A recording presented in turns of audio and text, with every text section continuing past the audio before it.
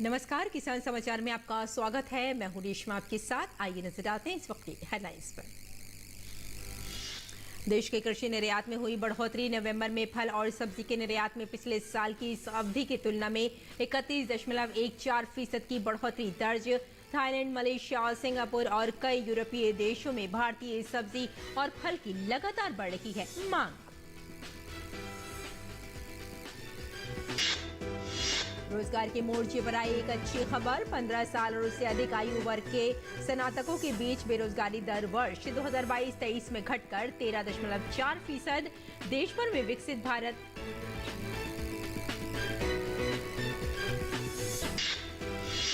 विकसित भारत संकल्प यात्रा सफलतापूर्वक जारी। लोगों को केंद्र की जन कल्याणकारी योजनाओं का मिल रहा है लाभ।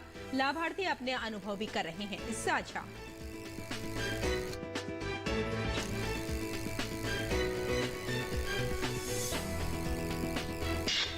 और तमिलनाडु में भारी बारिश के कारण सामान्य जनजीवन अस्त व्यस्त। कई जिलों में स्कूल, कॉलेज और दफ्तर बंद। बचाव और राहत को लेकर एनडीआरएफ की टीमें सतर्क।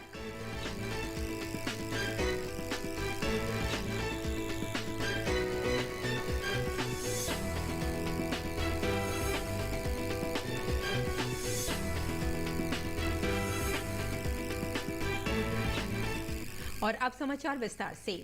देश के कृषि निर्यात में बढ़ोतरी देखने को मिल रही है, जिससे वस्तुओं के कुल निर्यात को समर्थन मिलने के साथ किसानों को भी फायदा हो रहा है। वाणिज्य एवं उद्योग मंत्रालय के आंकड़ों के मुताबिक नवंबर में फल और सब्जी के निर्यात में पिछले साल नवंबर की तुलना में 31.14% की बढ़ोतरी दर्ज की गई। जानकारी के मुताबिक पिछले कुछ सालों से खाड़ी के देशों के साथ थाईलैंड, मलेशिया, सिंगापुर और कई यूरोपीय देशों में भारतीय सब्जी और फल की मांग लगातार बढ़ रही है।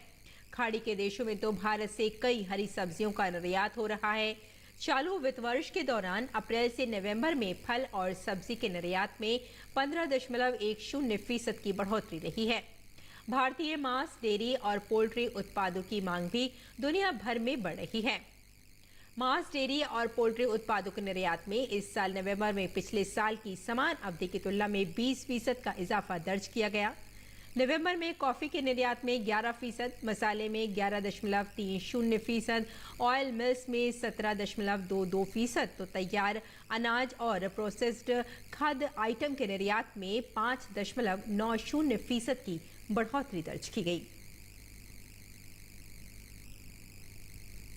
देश में रोजगार के मोर्चे पर एक अच्छी खबर है। एक सरकारी सर्वे के मुताबिक ग्रेजुएट करने वाले छात्रों के बीच बेरोजगारी कम हुई है। सर्वे के मुताबिक 15 साल और उससे अधिक आयु वर्ग के ग्रेजुएट्स के बीच बेरोजगारी दर वर्ष 2022-23 में घटकर 13.4% हो गई है, जो एक साल पहले 14.9% थी। सांख्यिकी और कार्यक्रम कार्यान्वयन मंत्रालय द्वारा किए गए लेटेस्ट आवधिक श्रम बल सर्वेक्षण PLFS के मुताबिक 15 साल और उससे अधिक आयु के ग्रेजुएट्स के बीच साल 2022-23 के दौरान सबसे कम बेरोजगारी दर चंडीगढ़ में 5.6% रही। दूसरे नंबर पर 5.7% के साथ दिल्ली का स्थान रहा। आंकड़ों के मुताबिक अंडमान और निकोबार द्वीप में सबसे अधिक बेरोजगारी 33% रही। इसके बाद लद्दाख में 26.5% और आंध्र प्रदेश में 24%। बड़े राज्यों की बात की जाए तो राजस्थान में बेरोजगारी दर 23.1% और ओडिशा में 21.9%। आपको बता दें कि NSSO ने अप्रैल 2017 में आवधिक श्रम बल सर्वेक्षण PLFS को शुरू किया था। मंत्रालय द्वारा जुलाई 2017, जून 2018, जुलाई 2018, जून 2019, जुलाई 2019, जून 2020, जुलाई 2020, जून 2021 और जुलाई 2021, जून 2022 के दौरान PLFS में एकत्र आंकड़ों के आधार पर 5 साल की रिपोर्ट जारी की गई है। वर्तमान में जारी रिपोर्ट छठी रिपोर्ट है।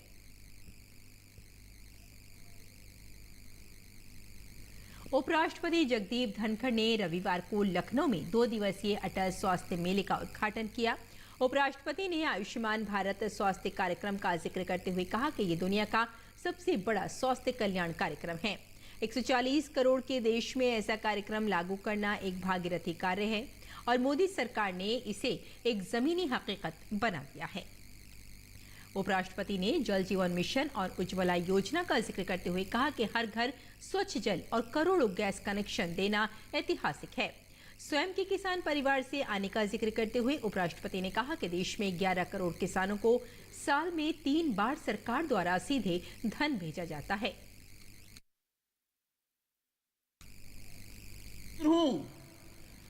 किसान की समस्या जानता हूं, पर मेरा सीना फूल जाता है जब मैं देखता हूं कि किसान का स्वास्थ्य कितना मजबूत है कि साल में 3 बार 11 करोड़ किसानों को दिल्ली से सीधा धन मिलता है, जो आज 2,70,000 करोड़ से ज्यादा का है।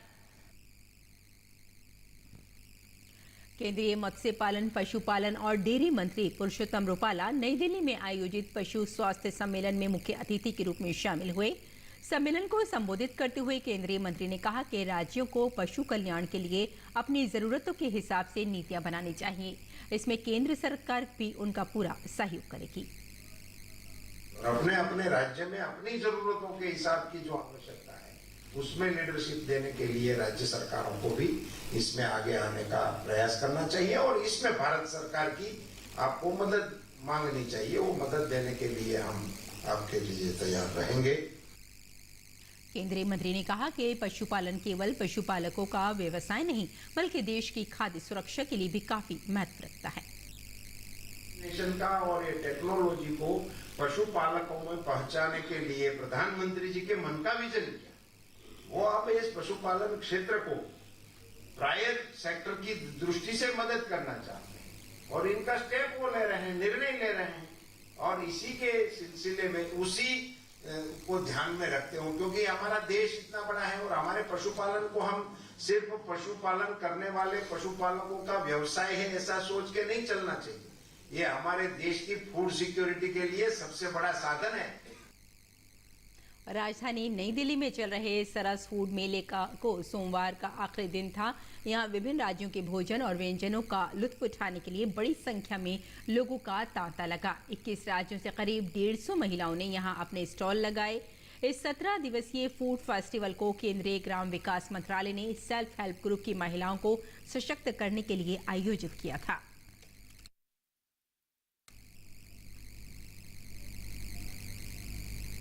अच्छा रिस्पॉन्स दे रहे हैं कि बहुत अच्छा है दीदी, और अगली बार ज़रूर आना कि हम ऐसे नहीं हुए कि अगली बार आपका वेट करें। यहाँ पे बहुत अच्छा रिस्पॉन्स आ रहा है। इसमें 21 राज्यों की महिलाएं आई हैं, लगभग पूरे देश का प्रतिनिधित्व है लगभग।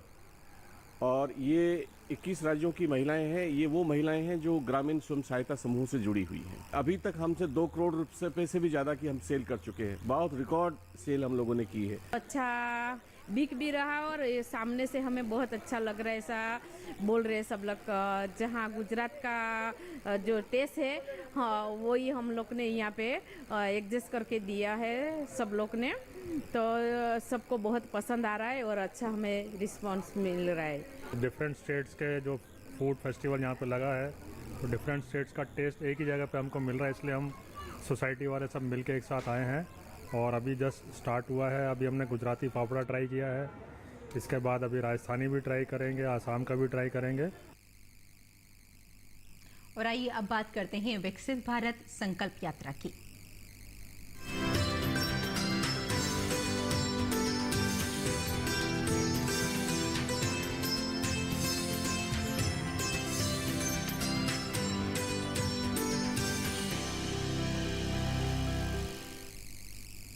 देश भर में विकसित भारत संकल्प यात्रा सफलतापूर्वक जारी है।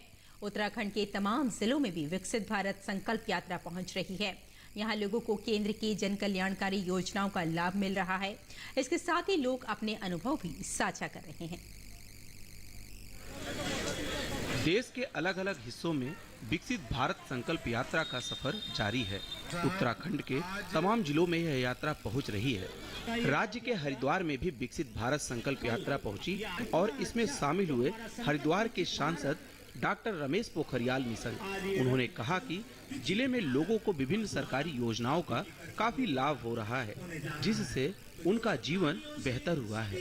विकसित भारत संकल्प यात्रा का पूरे देश के अंदर बहुत स्वागत हो रहा है, पूरे उत्तराखंड में बहुत स्वागत हो रहा है और हरिद्वार में तो गांव-गांव में इस यात्रा का बेहद न केवल स्वागत हो रहा है, लोगों में उल्लास है, हर्ष है। जिन लोगों को अभी तक लाभ मिल चुका है वो ये जो मोदी गारंटी का रथ चल रहा है, इस संकल्प रथ को वो स्पर्श कर रहे हैं, वो छू रहे हैं, स्वागत कर रहे हैं। इस अवसर पर उज्ज्वला योजना की लाभार्थी ने कहा कि उन्हें खाना बनाने में काफी सुविधा मिल रही है। परेशानी आती थी, जब भी हमें चूल्हा मिला, सिलेंडर मिला, बहुत धन्यवाद है। वहीं टिहरी जिले के चंबा में 20 सूत्री क्रियान्वयन कार्यक्रम के प्रदेश उपाध्यक्ष राज्य मंत्री ज्योति प्रसाद गैरोला ने ग्रामीण सरकारी योजनाओं की विस्तार से जानकारी दी। उन्होंने कहा कि इस यात्रा के माध्यम से लोगों की समस्याएं भी सुनी जा रही हैं। संकल्प यात्रा वस्तुतः यह मोदी जी का गारंटी रथ है, गारंटी यात्रा है। प्रत्येक गांव को, प्रत्येक गरीब को मोदी जी की यह गारंटी केंद्र सरकार की योजनाओं के रूप में, प्रदेश के मुख्यमंत्री पुष्कर सिंह धामी जी की जो राज्य सरकार की कल्याणकारी योजनाएं हैं, उन सब का लाभ सही पात्र तक पहुँचे, इसलिए सरकार जनता के द्वार आज पूरा सरकारी अमला इस गांव पिपली में आया है। लोगों की जो भी समस्याएं हैं, किसानों की जो समस्याएं हैं, माताओं की, बहनों की, अलग अलग विभाग सभी समस्याओं का निदान कर रहे हैं। मुझे लगता है कि यह कार्यक्रम बहुत ही सफल कार्यक्रम है।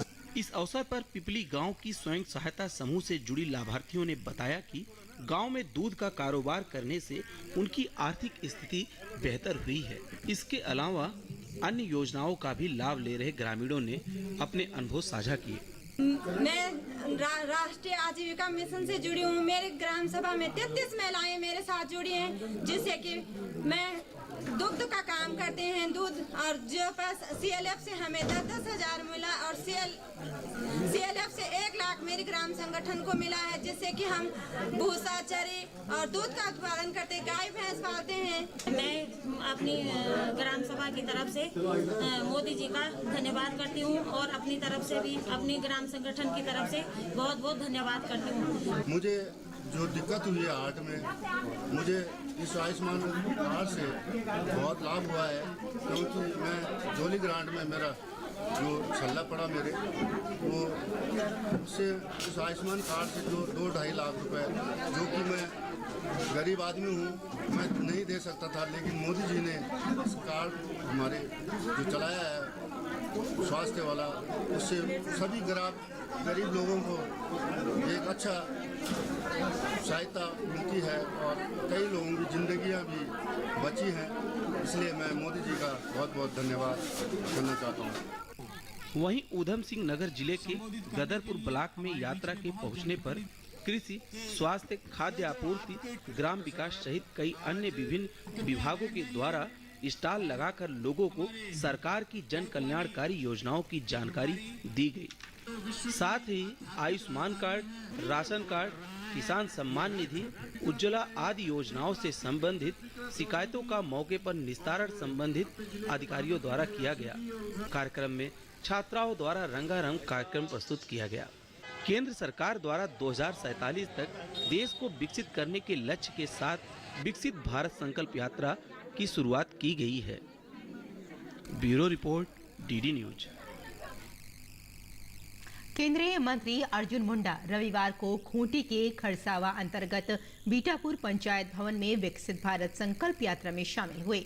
इस दौरान मोदी जी की गारंटी वाले विकास रथ से स्थानीय लोगों को केंद्र प्रायोजित योजनाओं की जानकारी दी गई। ग्रामीणों ने केंद्र सरकार के कामकाज के तरीकों की सराहना की और केंद्र प्रायोजित योजनाओं को वरदान बताया। सरायकेला खरसावा के बीटापुर पंचायत में विकसित भारत संकल्प यात्रा का कारवा पहुंचने से ग्रामीणों को दोहरी खुशी मिली। जनजातीय मामलों के केंद्रीय मंत्री अर्जुन मुंडा को अपने बीच पाकर वो फूले नहीं समा रहे थे। इस दौरान मोदी जी की गारंटी वाले विकास रथ से स्थानीय लोगों को केंद्र प्रायोजित योजनाओं की जानकारी दी गई। इस दौरान सबों ने वर्ष 2047 तक देश को विकसित और आत्मनिर्भर बनाने का संकल्प लिया। का सम्मान करेंगे। मौके पर केंद्रीय मंत्री अर्जुन मुंडा ने विकास योजनाओं का लाभ घर और जन जन तक पहुंचाने की प्रतिबद्धता दोहराई और लोगों को केंद्र प्रायोजित योजनाओं का लाभ लेने के लिए प्रेरित किया। ये गांव हमारा है, ये प्रदेश हमारा है, यहाँ का पेड़ पौधा जीव जंतु हवा पानी सारी चीज हमारा है। श्री मुंडा ने कृषि प्रक्षेत्र के विकास पर बल देते हुए कहा कि सरकार ड्रोन तकनीक को बढ़ावा दे रही है ताकि इसका इस्तेमाल कर अन्नदाता आर्थिक रूप से सशक्त हो सके। संकल्प यात्रा का उद्देश्य ये है कि वो बच्चे को छात्रवृत्ति मिलना चाहिए ताकि उसी के भरोसे अगर 5 साल का है तो जब आजादी का 100 साल मनाएंगे वो बच्चा 30 साल का हो जाएगा। मौके पर मौजूद ग्रामीणों ने केंद्र सरकार के कामकाज के तरीकों की सराहना की और केंद्र प्रायोजित योजनाओं को वरदान बताया। शंभू मंडल और सनातन मुंडारी ने योजना से उनके जीवन में आ रहे बदलाव की कहानी साझा की। जो भारत सरकार की योजनाएं धरातल में आए, जमीनी स्तर पर काम हो और पूरा भारत विकसित बने। पीएम किसान सम्मान निधि से अभी तक बहुत ही मैंने लाभ मिला है और उसके जरिए मैं अच्छा से आमदनी कर पा रहा हूँ। मौके पर उज्ज्वला योजना की लाभुक रीता मुखी और प्रधानमंत्री आवास योजना की लाभुक बेबी ने बताया कि इन योजनाओं से उनके जीवन में सुखद बदलाव आया है। मेरी जुबानी मेरी कहानी के क्रम में आयुष्मान भारत योजना लाभार्थी रुक्मणी महतो ने इसके फायदे बताए। पीएम आवास मिल के हम लोग को बहुत सुविधा हुआ।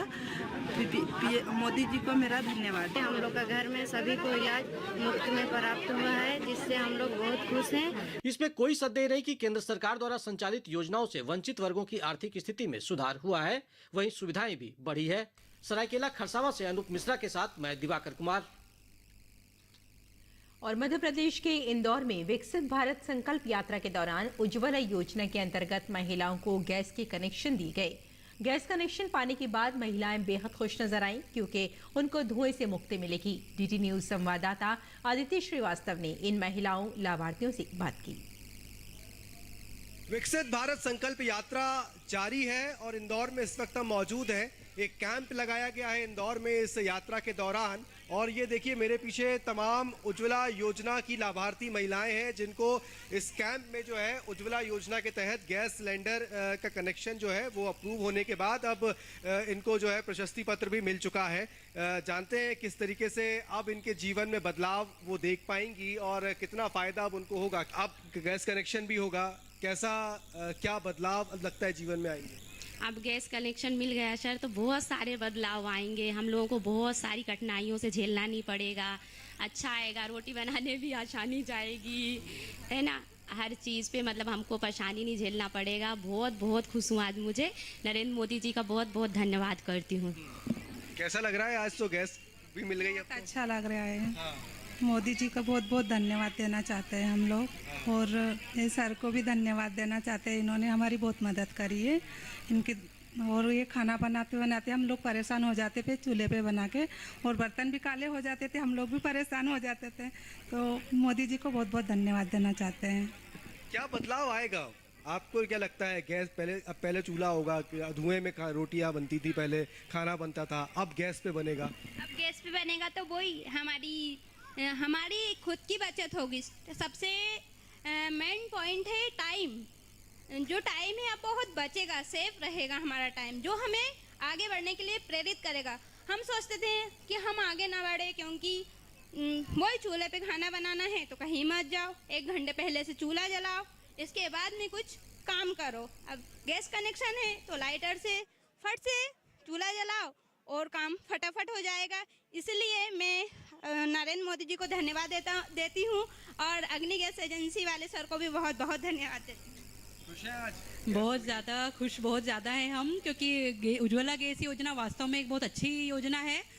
इससे हमको जो गैस मिली है उससे कनेक्शन गैस एजेंसी अग्नि गैस एजेंसी की तरफ से हमको ये जो बहुत एक उपहार है हमारे लिए एक तरह से, क्योंकि अब चूल्हे पे जो कठिनाइयाँ होती थी वो हमको गैस पे करते टाइम पे बिल्कुल नहीं होगी।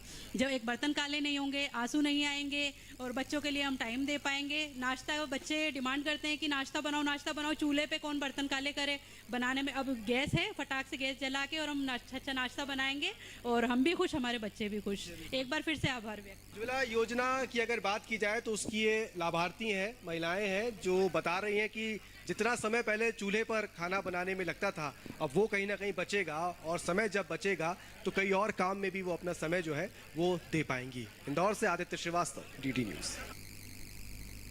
दक्षिण पूर्व एशियाई देशों के बीच व्यापक रणनीतिक साझेदारी व आपसी सहयोग को बढ़ावा देने के साथ सदस्य देशों के बीच भारतीय पोषक अनाजों को प्रचारित व प्रसारित करने के उद्देश्य से नई दिल्ली में आसियान इंडिया श्री अन्न महोत्सव का आयोजन किया गया। इस आयोजन में विदेशों में भी श्री अन्न को कितना बढ़ावा मिलेगा, इस विषय पर हमारे संवाददाता ओपी यादव ने बात की प्रवासी भारतीय और थाईलैंड से आई ASEAN delegate doctor Alka Gupta से।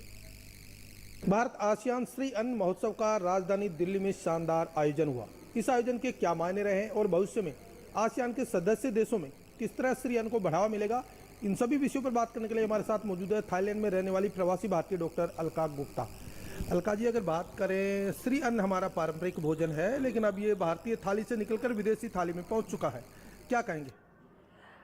जी बिल्कुल, ये समय की मांग है, समय की डिमांड है कि मिलेट जो है हमारे भारत से बाहर जाए और इसका विस्तार हो, क्योंकि इसके कई सारे एस्पेक्ट्स हैं। मिलेट ना सिर्फ हमारी एक इकनॉमी को बढ़ावा देगा एक्सपोर्ट इंपोर्ट के माध्यम से, और अभी तो ये जो कुपोषण जो हमारे साउथ एशियन कंट्रीज़ में कुपोषण एक बहुत बड़ी समस्या है, इसमें भी समाधान होगा, क्योंकि मिलेट्स एक सुपर फूड है। इसमें जितने भी हमारे मैक्रो माइक्रो न्यूट्रिएंट्स हैं वो सभी प्राकृतिक रूप से पाए जाते हैं, और इसको उगाना भी आसान है, ये सीजनल है, और इसमें किसी भी प्रकार के पेस्टिसाइड, जो कि ये भी एक बहुत बड़ी समस्या है, कैंसर जैसे रोगों के जन्म देता है, रासायनिक जितने प्रयोग होते हैं हमारी खेती में, तो ये विदेशों में इसका एक बहुत अच्छा विस्तार हो सकता है। और जैसे कि मैं यहाँ पर अभी 2 दिन से हूँ और विभिन्न देशों से आए डेलीगेट से मेरी बात हुई, तो वो बहुत ही एक्साइटेड है इस चीज़ को लेकर, और मिलेट को अपने अपने देशों में अलग अलग स्तर पर इस्टेब्लिश करने के लिए वो रेडीमेड फॉर्म में भी हो सकते हैं, इंस्टेंट फूड में भी हो सकते हैं, स्नैक्स कुकीज़ के फॉर्म में हो सकते हैं, आटा है, फ्लेक्स है, या रेस्टोरेंट्स की चेन इसकी हो सकती है। तो ऐसे करके तमाम विकल्प हैं मिलेट को इंट्रोड्यूस करने के लिए विभिन्न देशों में, वहाँ के लोगों की भौगोलिक स्थितियों के अनुसार। अगर बात करें आसियान देशों में तकरीबन 10.6% व्यापार भारत का है, तो इसको आगे बढ़ाने में ये मिलेट्स कितना मददगार साबित होगा अगर व्यापार की बात करें? देखिए, जब हम इसको स्वास्थ्य से जोड़ देंगे, क्योंकि स्वास्थ्य एक स्पेशली लाइफस्टाइल डिजीज़ जो बीमारियों से पूरा विश्व ही जूझ रहा है, तो इसको अगर हम स्वास्थ्य से जोड़कर बात करेंगे तो डेफिनेटली इसमें बहुत बड़ा इजाफा होगा हमारी अर्थव्यवस्था में, क्योंकि हर किसी को एक अच्छा ऑप्शन, एक अच्छा विकल्प चाहिए स्वास्थ्य का, जिसमें कि दवाइयों से मुक्त जीवन हो, हॉस्पिटल्स और चीज़ों से कोई व्यक्ति स्वभावता है या इच्छा से कोई दवा या ऑपरेशन इन सब में नहीं जाना चाहता। तो बीइंग अ डॉक्टर, मैं खुद पेशेंट्स जो होते हैं तो उनका आहार एक अहम हिस्सा है इलाज में। तो आहार में हम मिलेट्स को शामिल करते हैं व्यक्ति की अपने बॉडी टाइप, बॉडी कॉन्स्टिट्यूशन के हिसाब से, और वो एक निरापद जीवन और स्वस्थ जीवन जी सकता है। भारत और आसियान देशों के बीच सामरिक संबंधों को श्री अन्न के जरिए भोजन की थाली से मिठास भेजकर संबंधों को मजबूती प्रदान कराने में भी मदद मिल सकती है। आप खुद थाईलैंड में रहते हैं, तो किस तरह देखते हैं? बिल्कुल, अगर मैं स्पेशली थाईलैंड की बात करूं तो मैं वहाँ पिछले 15 वर्षों से हूँ, और वहाँ पर जो हमारा मिशन है, एम्बेसी ऑफ इंडिया है, और वहाँ की जो थाई गवर्नमेंट है, चूँकि भारत सरकार और थाई गवर्नमेंट, हमारे थाई सरकार, इसके बहुत ही पुराने रिश्ते हैं, 70 वर्ष पुराने हैं, जिसमें सांस्कृतिक भी है, जिसमें राजनीतिक भी है, तो मिलेट एक बहुत बड़ी भूमिका निभाएगा। तो ये थी डॉक्टर अलका गुप्ता, जो भारत आसियान श्री अन्न महोत्सव में भाग लेने दिल्ली आई थी, जिनका मानना है कि श्री अन्न के जरिए न केवल आसियान देशों में सामरिक संबंधों को बढ़ावा मिलेगा, बल्कि कृषि से जुड़े रोजगार, व्यापार और कारोबार में भी इजाफा होगा। मेरे सहयोगी कैमरामैन प्रमोद और राणा के साथ मोपी यादव, डीडी न्यूज, दिल्ली। तमिलनाडु के कई हिस्सों में तेज बारिश हो रही है। मौसम विभाग ने यहां अगले 7 दिन के लिए तेज बारिश का अलर्ट जारी किया है। क्षेत्रीय मौसम विभाग ने तमिलनाडु के विरुधुनगर, मुदुरै और थेने जिलों में तेज बारिश जारी रहने का अनुमान व्यक्त किया है। थुटुकुडी, डिंडीगुल, कन्याकुमारी, कोयम्बटूर, तिरुपुर और शिवगंगा जिलों में अगले 24 घंटों में मध्यम बारिश होगी। रामनाथपुरम, तिरुचिरापल्ली और 7 अन्य जिलों में हल्की व मध्यम बारिश होने का पूर्वानुमान व्यक्त किया गया है। लगातार बारिश के कारण राज्य सरकार ने तिरुनेलवेली, थिटुकुडी और कन्याकुमारी और तेनकासी के सभी कार्यालयों और शैक्षणिक संस्थानों में अवकाश की घोषणा कर दी है। अगली घोषणा तक विश्वविद्यालय की परीक्षाएं स्थगित कर दी गई हैं। लगातार बारिश के कारण जनजीवन अस्त व्यस्त हो गया है। पापनासम सरवलार बांध भर चुका है और तमीरा भरनी नदी खतरे के निशान से ऊपर बह रही है। जल निकायों में पानी भरने के कारण अत्यधिक पानी को छोड़ दिया गया है, जिससे अचानक बाढ़ की स्थिति पैदा हो गई है। राज्य सरकार ने निचले स्थानों पर रहने वाले लोगों को सुरक्षित स्थान पर जाने की सलाह दी है। जिला प्रशासनों को स्थिति से निपटने के लिए तत्काल नैदानिक उपाय करने को कहा गया है। एनडीआरएफ और एसडीआरएफ टीमों को राहत और बचाव कार्यों के लिए तैनात कर दिया गया है। तमिलनाडु में भारी बारिश के कारण कई ट्रेनें या तो पूरी तरह से रद्द कर दी गई हैं या आंशिक रूप से रद्द कर दी गई हैं, क्योंकि बाढ़ के पानी से रेल पटरियां डूब गई हैं और पटरियों के आसपास की गिट्टी बह गई है। और आइए अब नजर डाल लेते हैं कुछ और महत्वपूर्ण खबरों पर। खास खबर में प्रधानमंत्री नरेंद्र मोदी ने वाराणसी के उमराहा में बने स्वरवेद महामंदिर का लोकार्पण किया। 7 मंजिला मंदिर योग और साधना का एक बड़ा केंद्र है। यहाँ 20,000 लोग एक साथ बैठकर साधना कर सकते हैं। संसद की सुरक्षा में चूक की घटना को लेकर लोकसभा में विपक्षी सांसदों ने जमकर हंगामा किया। स्पीकर ओम बिरला ने कहा, इस मुद्दे पर राजनीति करना दुखद। बिरला ने महत्वपूर्ण मुद्दों पर चर्चा कराने के लिए विपक्ष से सहयोग का अनुरोध किया। संसद सुरक्षा चूक मामले में दिल्ली पुलिस की स्पेशल सेल की टीम राजस्थान के उस ढाबे पर पहुंची जहां ललित झा ने फरार होने के बाद रात बिताई थी। इसी जगह पर ललित ने सभी मोबाइल जलाए थे। केरल के राज्यपाल आरिफ मोहम्मद खान ने एक बार फिर से मुख्यमंत्री पिनरई विजयन पर गंभीर आरोप लगाए। उन्होंने कहा, राज्यों में संवैधानिक मशीनरी का बेजा इस्तेमाल करते हुए मुख्यमंत्री के इशारे पर पुलिस उनके खिलाफ काम कर रही है। दिल्ली पुलिस की साइबर यूनिट ने डार्क वेब पर फेमस व्यक्तियों और संस्थानों का डाटा बेचने के आरोप में 4 आरोपियों को गिरफ्तार किया। आरोपियों को करीब 10 दिन पहले गिरफ्तार किया गया था, लेकिन उसका खुलासा दिल्ली साइबर सेल ने अब किया है। प्रवर्तन निदेशालय यानी ईडी ने मदुरै स्थित नियोमैक्स ग्रुप ऑफ कंपनीज की ओर से की गई वित्तीय धोखाधड़ी से एक मामले में पूरे तमिलनाडु में विभिन्न स्थानों पर छापेमारी की। ईडी ने अचल संपत्तियों को कुर्क किया, जिनकी कीमत 207 करोड़ रुपए बताई जा रही है। उत्तर प्रदेश के जालौन में भीषण सड़क हादसा हुआ। इस हादसे में 4 लोगों की हुई मौत। ट्रक और पिकअप वैन की टक्कर की वजह से यह हादसा हुआ। तो किसान समाचार में फिलहाल इतना ही। अनुमति दें। नमस्कार।